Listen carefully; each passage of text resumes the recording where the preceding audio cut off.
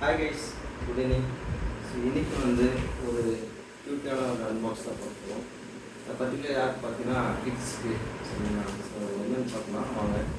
Already நாங்கள் இந்த box open பண்ணிட்டோம். இதோட ஒரு அன்பாக்ஸ்க்காக ஒரு திருப்பியும் பேக் பண்ணி இது ஓப்பன் பண்ணிட்டோம். ஸோ இதுதான் வந்து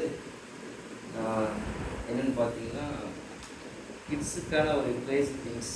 ஸோ இது வந்து நிறைய குழந்தைங்க பார்த்தீங்கன்னா எலக்ட்ரிக்கில் சுவிட்ச் போடுறது அதெல்லாம் பார்த்துருக்கேன்.